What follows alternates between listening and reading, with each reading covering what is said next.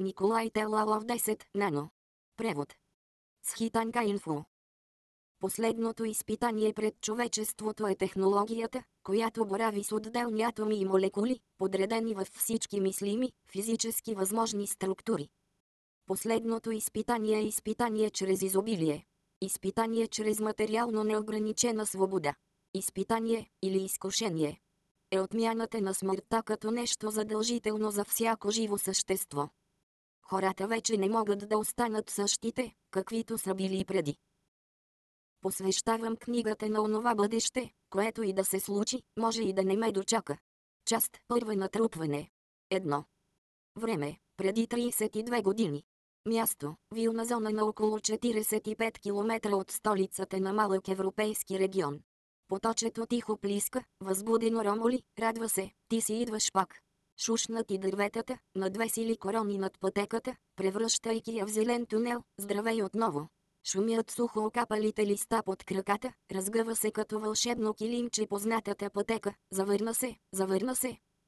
И зад завоя чака старата каштурка, тръпне, въздиша, стопанинът си идва. Многоточие, какви глупости! Ручеят просто си бълбука по камъните, дърветата просто издават шум с листата си, разклатени от сойката, погледнала надолу с едно око и отлетяла. Ако не е тя, вятърът ще разлюлее клона. И нито пътеката примира от радост, нито къщата чака. Тя просто си е там, просто я има.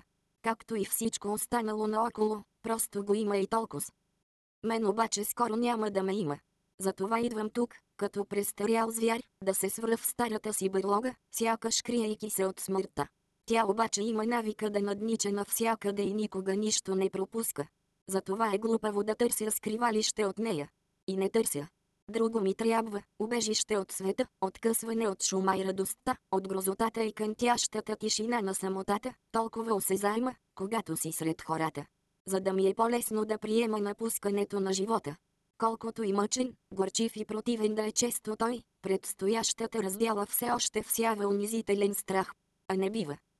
Разумните същества трябва да си тръгват с достоинство, когато часът им наближи. Пък и не е точно страх това, а притеснение, срам от старостта. И може би едно леко съжаление за неизпитаните неща, за пропуснатите неща, за недовършените неща. Търся тук примирение и смирение с неотвратимото. Уединението помага да се постигне подобно състояние на духа.